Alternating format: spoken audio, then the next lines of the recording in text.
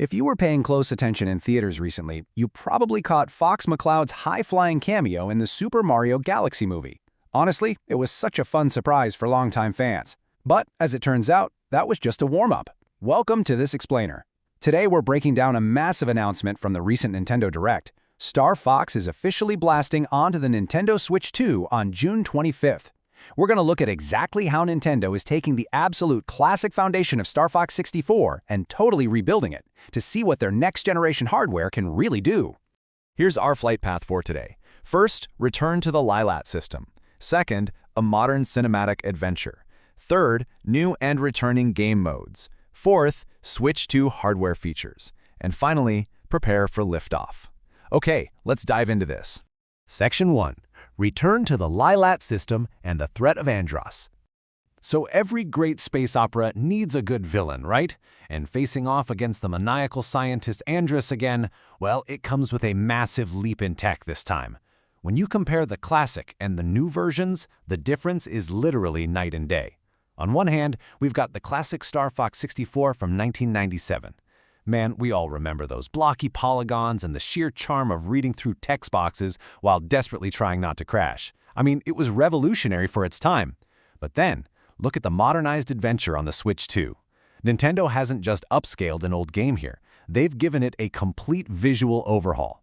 The battle against Andross to save the Lilat system is now fully voiced, absolutely stunning visually, and completely seamless. Which brings us to Section 2. A modern cinematic adventure experiencing the Lilat system. Now, experiencing the system is no longer just about dodging obstacles, and this brilliantly illustrates the massive atmospheric upgrades we're getting. You're going to be flying through the vibrant, lush world of Corneria one minute, and then plunging into the desolate, polluted oceans of Zonus the next. But the immersion definitely doesn't stop with just the environments. Nintendo went ahead and added all new cinematic cutscenes and never-before-seen mission briefings between stages, so you can actually learn the lore behind these characters. Couple all of that with a sweeping orchestral soundtrack, and honestly, you aren't just playing an arcade shooter anymore. It's like you're playing through a high-stakes sci-fi movie. But of course, at the end of the day, it all comes down to the gameplay. You're piloting the R-Wing, this incredibly high-performance aerospace fighter. And let me tell you, the intense space combat requires absolute precision. Just picture these maneuvers. Step 1, brake in mid-air to force enemies to fly right past you. Step 2, deploy a sudden boost for added thrust to escape a lock-on. Step 3, throw your ship into a somersault. And Step 4, the absolute classic, pull off barrel rolls to violently deflect incoming laser fire.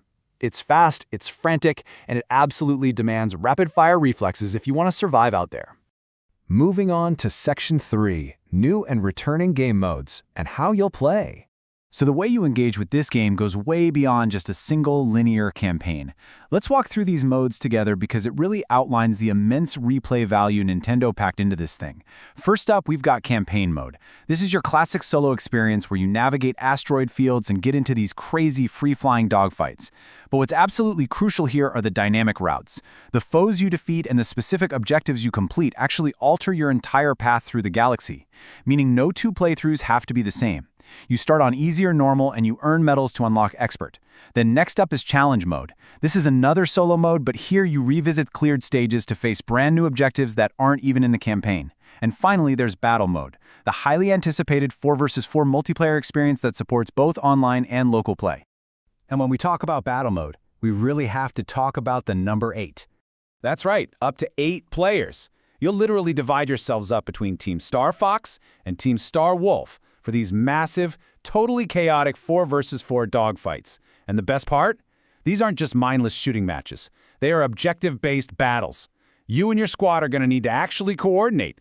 You might need to secure a designated control zone on Corneria, or maybe race to collect energy crystals on the icy world of Ficina, or strategically retrieve stolen cargo from space pirates deep within Sector Y. It's going to be intense. All right, now for Section 4, Switch 2 hardware features, the next-gen leap. This game is actively serving as a huge showcase for what the brand new Switch 2 ecosystem can actually do. Now, what's really interesting about this feature is the introduction of Joy-Con 2 mouse controls. Basically, if you're playing solo in campaign or challenge mode, you can seamlessly swap between traditional button inputs and these new mouse-style controls for incredibly intuitive aiming, But here is the really brilliant practical application. Let's say a friend is sitting on the couch next to you. They can literally pick up the second controller and assume gunner duties. They can aim precisely at targets while you focus entirely on just flying the R-Wing. How cool is that? Then we have Game Chat. By plugging in a compatible USB camera, you aren't just talking over a headset anymore. The system uses this interactive avatar that actively mirrors your facial expressions and your physical movements in real time. I mean, it quite literally puts you inside the cockpit alongside your friends, whether they're sitting in the exact same room or halfway across the globe.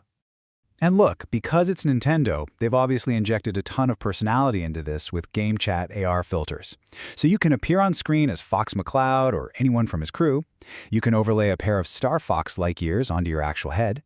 Or, and this is definitely my personal favorite, you can equip a Falco-inspired beak that actually opens and closes in sync with your real words while you're yelling at your friends to do a barrel roll. It's such a hilarious, brilliant little touch. Finally, we have Game Share. This is a system feature initiated by the Switch 2 that allows up to 4 players to share and play compatible games together during a game chat session. Now, here is what this means for you. Only one person in your entire group needs to actually own the game to initiate this. That's a huge deal. And while online Game Share requires everyone to be on a Switch 2 system, the local Game Share remarkably supports both the new Switch 2 and the original Nintendo Switch. It's just an incredibly consumer-friendly bridge between the two console generations. Which brings us to our final section. Prepare for liftoff, June 25th. So, we've seen the massive visual overhaul, the dynamic campaigns, the totally chaotic 8-player battles, and of course the groundbreaking new tech. So the crucial point here is captured perfectly in Nintendo's own tagline for this release: lead the squadron, carry the legacy. Because this release is honestly so much more than just a nostalgia trip. It's taking a beloved 90s classic and fully leveraging next-gen hardware.